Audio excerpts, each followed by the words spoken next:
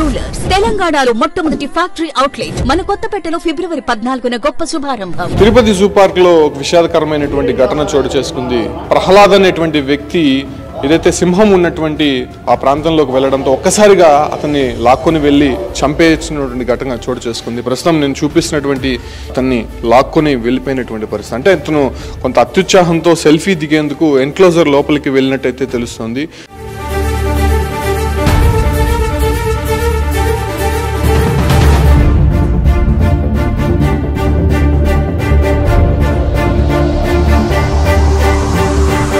Enclosure లోపలికి వెళ్ళినటువంటి అతన్ని ఒక్కసారిగా ఈ కనిపించేటువంటి చిరుత లాక్కొని లోపలికి వెళ్ళిపెట్టినటువంటి ఘటన కనిపిస్తుంది. అంటే సింహం ఒక్కసారిగా దాడి చేయడంతో ఘటనా స్థలంలోనే అతను చనిపోయినటువంటి పరిస్థితి. ప్రస్తుతం తాత్కాలికంగా జూన్ అయితే మూసివేశారు. అంటే ఆ వ్యక్తిని కంప్లీట్గా అతనికి ఉన్నటువంటి ప్యాంటు షర్ట్ని కంప్లీట్గా లాగేసి చంపేసినటువంటి ఘటన చోటు చేసుకుంది.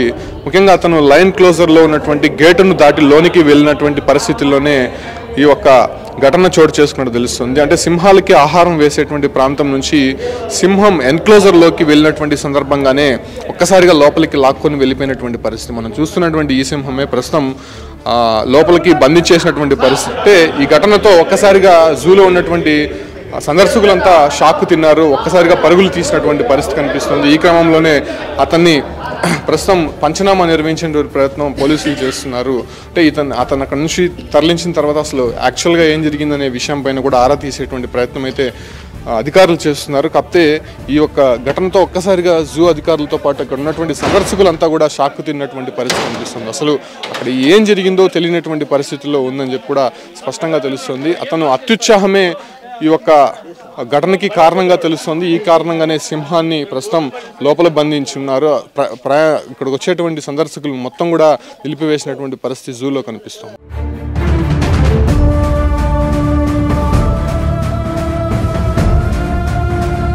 మనతో పాటు సెల్వం ఉన్నాడు, క్యూరేటర్.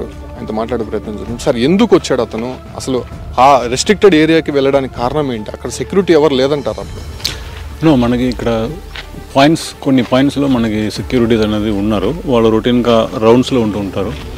అదేవిధంగా ప్రతి ఎన్క్లోజర్లో కూడా మనకి అనిమల్ కీపర్ అన్నది అనిమల్ చూసుకోవడానికి ఒక అనిమల్ కీపరు, అదేవిధంగా ఎన్క్లోజర్ మొత్తం కూడా అతను తిరిగి ఇన్స్పెక్ట్ చేసుకోవడానికి అతను అక్కడ ఉన్నారు.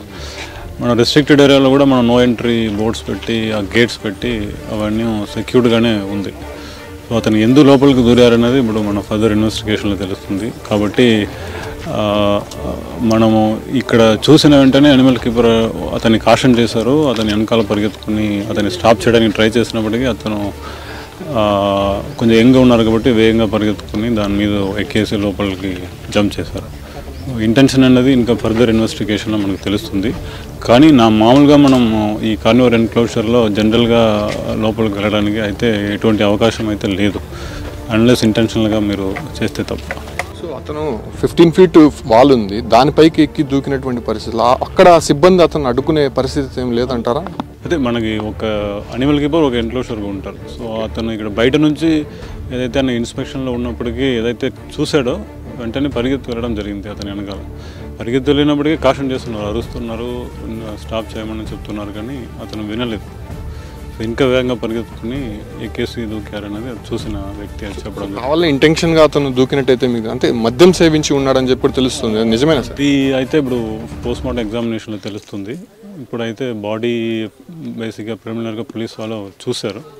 ఇంకా ఫర్దర్ పోస్ట్మార్టం చేసినప్పుడు సో అతని డీటెయిల్స్ రాజస్థాన్కి సంబంధించినటువంటి వ్యక్తిగా తెలుస్తుంది. అతనితో పాటు ఎవరు రాలేదా? మీరు మొదట్లో చూసినప్పటి నుంచి కూడా రాలేదు. ఇప్పుడు 2:30 నుంచి మేము అందరం ఇక్కడే ఉన్నాము. ఇప్పటివరకు ఎవరు రాలేదు. ప్లస్ ఏదైతే ఐడి కార్డులో రికవర్ చేస్తారో దాంట్లో అడ్రస్ ప్రూఫ్ అయితే ఉంది. ఫోన్ నెంబర్ అలాంటివి దొరకలేదు. కొన్ని ఫోన్ నెంబర్స్ పేపర్లో ఉంది, కానీ అది ట్రై చేస్తే వేరే ఎక్కడ వెళ్తుంది, వాళ్ళకి ఇన్ఫర్మేషన్ అయితే అతనికి తెలియట్లేదు. సో పోలీస్ వాళ్ళు ఆల్రెడీ రాజస్థాన్ పోలీస్ వాళ్ళకి చెప్పినట్టు తెలిసింది. సో వాళ్ళ ద్వారా తెలుసుకుంటారు ఆ విషయం.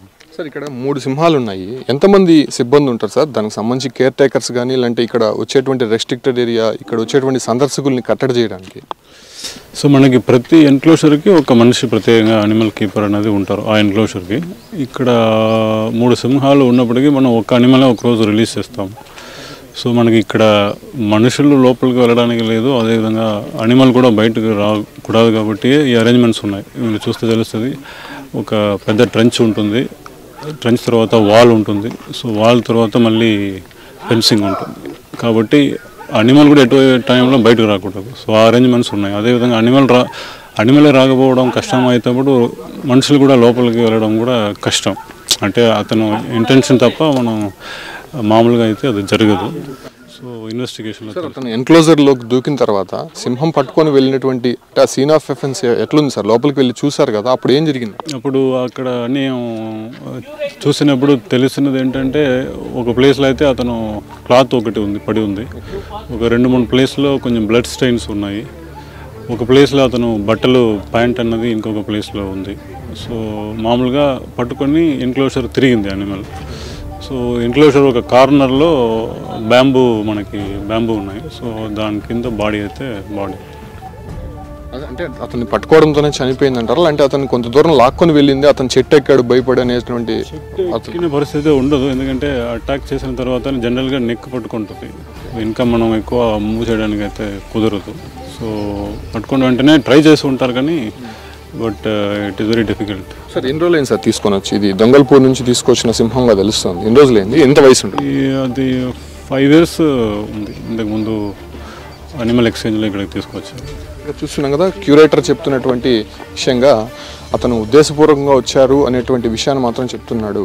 మనం ఒకసారి ఈ పక్క చూడొచ్చు, ఇక్కడ నుంచే సందర్శకులంతా కూడా సింహాలని చూస్తూ ఉంటారు. ఇక్కడ చూడొచ్చు, ఇక్కడ ఒక ఫెన్సింగ్ ఉంది, దీని తర్వాత ఒక వాల్ ఉంది, వాల్ తర్వాత మళ్ళా దాదాపు 25 feet దాకా లోపల ఒక గుంతలాగా ఉంది. అంటే ఆ వాల్ అనేది ఇక్కడ చూడొచ్చు చాలా నీట్గా, దాని నుంచి సింహం పైకి వచ్చేటువంటి ఆస్కారమే లేదని మాత్రం స్పష్టంగా చెప్పొచ్చు. అంటే ఇటువైపు నుంచి సందర్శకులు వచ్చినప్పుడు కూడా చాలా చాకచక్యంగా ఇక్కడ ఉన్నటువంటి సిబ్బంది కూడా వ్యవహరిస్తూ ఉంటారు. వ్యవహరించి అక్కడ లోపలికి వెళ్లకుండా చాలా కట్టడి చేసేటువంటి ప్రయత్నం అయితే చేస్తూ ఉంటారు. సో ఈ క్రమంలోనే ప్రహ్లాద్ అనేటువంటి వ్యక్తి ఉద్దేశపూర్వకంగానే అక్కడ రెస్ట్రిక్టెడ్ ఏరియా ఏదైతే ఉంటుందో ఆ ఏరియా లోపలికి ప్రవేశించి అక్కడ లోపల ఎన్క్లోజర్ లోపల పై నుంచి కిందకి దూకేయడంతోనే ఒక్కసారిగా అక్కడ ఉన్నటువంటి సింహం లాక్కొని వెళ్ళిపోయి చనిపోయినటువంటి సిచ్యువేషన్స్ అయితే కనిపిస్తుంది. క్యూరేటర్ చెప్పినటువంటి మాటల్లో మనం వింటే ఖచ్చితంగా అతను ఉద్దేశపూర్వకంగానే వచ్చాడు, మా సిబ్బందిని కళ్ళుగప్పి లోపలికి వెళ్ళే ప్రయత్నం అయితే చేశాడు. అతను కొంత ఒకడే వచ్చినట్టయితే ఇన్ఫర్మేషన్ అందుతుంది. కాకపోతే గుజరాత్ ఆల్వార్లో ఉన్నటువంటి వాళ్ళ కుటుంబ సభ్యులను కూడా సంప్రదించేటువంటి ప్రయత్నం చేస్తాం. ఒకసారి పూర్తి వివరాలు అయితే మాత్రం వాళ్ళు కాంటాక్ట్లోకి వచ్చిన తర్వాత తెలిసేటువంటి ఆస్కారం ఉందని చెప్పి కూడా సెల్వం క్యూరేటర్ చెప్తున్నారు.